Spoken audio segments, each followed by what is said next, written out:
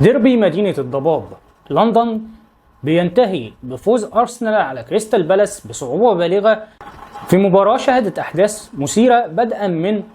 تشكيلة الفريقين. وعشان كده تعالوا نبدأ نتعرف على تشكيلة الفريقين. بالنسبة لكريستال بالاس فبدأت بخطة 4-2-3-1، وكان في حراسة المرمى جونستون، قدامه قلبي دفاع أندرسون وجيهي، وعلى الشمال ميتشل، وعلى اليمين وارد، وفي عمق الملعب بيلعبوا باثنين ارتكاز ليرما، وعلى شماله ديكوري، وثلاثي الهجوم او ثلاثي المقدمه كان سكلوب على الشمال، وفي العمق ايزي وجوردن ايو على الجناح اليمين، وفي المقدمه ادواردو. وطبعا اكتر لاعبين شفناهم بيقوموا بادوار هجوميه وكان ليهم فاعليه كبيره على المرمى هم كانوا ايزي وجوردن ايو، اللي قاموا بمحاولات كتيره للتسديد على المرمى، وايزي بالذات حاول الحصول على ضربه جزاء في الشوط الثاني. اما بالنسبه لتشكيله ارسنال فبيستمر فيها غياب المدافع البرازيلي جابرييل، واللي الى الان مش عارفين ايه سبب عدم استخدام ارتيتا ليه في البدايه او في البدء في اللقاء، وللاسف اضطر ان هو ينزله بعد ما تومياسو ارتكب الانذار الثاني وخرج مطرود من الملعب، واضطر ان هو يستخدمه او ان هو يلعب بيه عشان يقدر يأمن الناحية الدفاعية لفريق أرسنال في الشوط الثاني. بالنسبة لتشكيل أرسنال فبدأ في حراسة المرمى رامسديل، قدامه قلبي الدفاع وايت وصليبا، على الشمال تومياسو، وعلى اليمين بارتي، واللي برضه مش مفهوم هو ليه أرتيتا مصر ان هو يلعبه للماتش الثاني على التوالي في مركز الباك اليمين، علما بان هو قدراته الدفاعيه وقدرته على الخروج بالكوره، وكان فارق جدا في الموسم اللي فات مع ارتيتا ومع فرقه ارسنال في الخروج بالكوره في نص الملعب وتحطيم الهجمات في نص الملعب. وطبعا مفيش اي مبرر لاستخدام ارتيتا لبارتي في مركز الباك اليمين غير ان هو يكون كان مطبق على اغنيه الفنان القدير احمد سعد اختياراتي مدمره حياتي. خلينا نرجع مع بعض ونكمل تاني تشكيله ارسنال، واللي بدأ في نص الملعب بثلاث لاعبين هم ديكلان رايس في نص الملعب، وعلى يمينه اوديجارد، وعلى شماله كاي هافرتز، اللي كان جاي اصلا بهدف ان هو يقوم بدور اللي كان بيقوم بيه جرانيت شاكا في الموسم اللي فات، وانه يقدم كواليتي اعلى بالنسبه لنقل الكوره والخروج بيها من نص الملعب والزياده الهجوميه اللي يقدر يقوم بيها والتسديد على المرمى، او انه يقوم بدور المهاجم البديل في حاله عدم وجود جابرييل المصاب. وللاسف لا شايفينه بيقوم بالدور ده في نص الملعب اللي هو الخروج بالكوره والزياده الهجوميه، ولا شايفينه بيقوم بدور المهاجم البديل لجابرييل جيسوس. وفي المقابل ارتيتا مازال معتمد على نيكيتيا. زكريا الدرديري مدرس رياضيات وفرنساوي، عبال ما يجيبوا مدرس فرنساوي. هنلاقي ارسنال بادئ على الجناح الايمن بساكا، واللي هو يعتبر اللعيب الابرز في خط الهجوم بالنسبه لفريق ارسنال من الموسم اللي فات. وفي العمق هنلاقي ارسنال بيبدا بنيكيتيا، واللي مازال الى الان مش بيقدم الجوده الكافيه اللي يقدر يقود بيها هجوم الارسنال، ومازال بيهدر فرص سهله جدا للتهديد. وطبعا على الجناح الشمال مارتينيلي او البرازيلي مارتينيلي،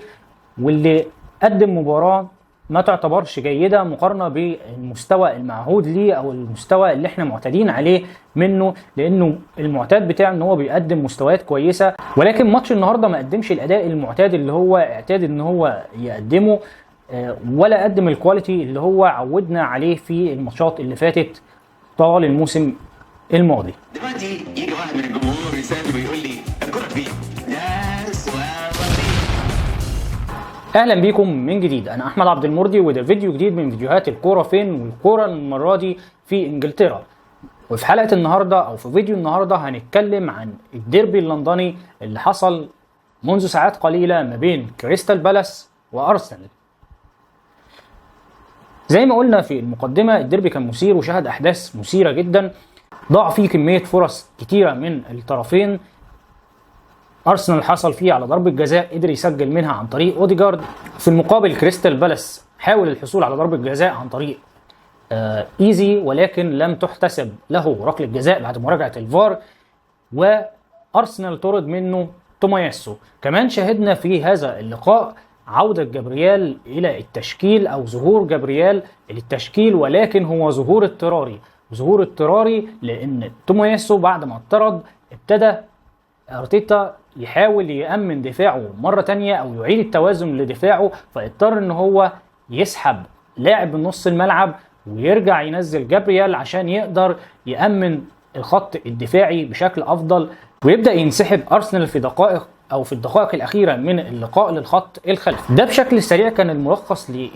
للأحداث اللي حصلت في المباراة، ولكن خلينا نقول إن المباراة بدأت بكرة هجومية كويسة وخروج من الملعب وهجمات متبادلة ما بين الفريقين. كان الأرسنال هو الأبرز، وخاصة نيكيتيا وأوديجارد في بداية اللقاء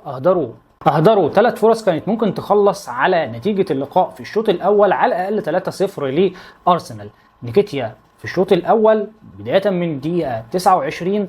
أهدر فرصة انفراد صريح، حط كورة في القائم، وبعدها انفراد تاني حاول يحط الكورة لب ولكن حطها بقوة فعدت من فوق الحارس وخرجت بره الملعب، وأوديجارد قام بتسديدة كويسة جدا وقوية جدا ولكن كانت في زاوية الحارس. في المقابل على الناحية التانية كان كريستال بالاس بيحاول ينظم دفاعه ويقرب خطوطه ويلعب على الهجمات المرتدة، واللي كان بيقودها دايما أو في معظم الأوقات كل من ايزي وجوردان ايو، واللي حاولوا يسددوا على المرمى أكتر من مرة، وإيزي حاول يتحصل على ضربة جزاء في الشوط الثاني. طبعا الكلام ده فضل مستمر إلى أن تحصل أرسنال في الشوط الثاني على ضربة جزاء لنيكيتيا، قدر يسددها أوديجارد ويسجل منها هدف اللقاء الوحيد اللي انتهى باللقاء بفوز أرسنال ب10 لاعبين وبصعوبة بالغة على كريستال بالاس، اللي قدموا مباراة جيدة جدا ولكن أهدروا فرص بغرابة،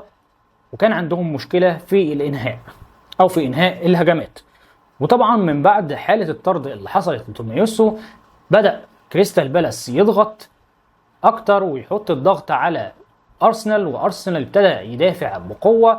والمباراة حصل فيها أكتر من فرصة في الدقائق الأخيرة كان ممكن يقدر يستغلها كريستال بالاس في إنه يحرز على الأقل هدف التعادل ويخرج على أقل تقدير بتعادل في هذه المباراة، ولكن لاعبي كريستال بالاس كان بينقصهم جودة الإنهاء، ودي المشكلة الأبرز والأوضح عند لاعيبة كريستال بالاس. هم قدروا يوصلوا للمرمى وقدروا يخلقوا هجمات، ولكن الفرص ما كانش فيه حد بيقدر يستغلها ويقدر ينهيها أو يسجل بيها هدف، وعشان كده المباراة فضلت متصعبة على الأرسنال لآخر الوقت، ولكن بسبب إهدار لاعبي كريستال بالاس للفرص قدر أرسنال إن هو يحقق الفوز بصعوبة بالغة وب10 لاعبين، وقدر إن هو يحقق فوزه الثاني على التوالي في الدوري ويواصل فرصه في المنافسة على الحصول على لقب الدوري الإنجليزي هذا الموسم. طبعا لحد كده الفيديو بينتهي، شكرا انكم كملتوا الفيديو لحد الاخر. لو وصلت لاخر الفيديو فما تنساش تعمل لايك جميل زيك يا جميل، وكمان تشترك في القناة وتفعل الجرس عشان يوصلك جديد الفيديوهات بتاعتنا وعشان تعرف الكورة فين، وكمان ما تنسوش تشاركوا الفيديو على مواقع التواصل الاجتماعي. شكرا ليكم، كان معكم احمد عبد المرضي، انتظروني في فيديو جديد من الكورة فين. سلام.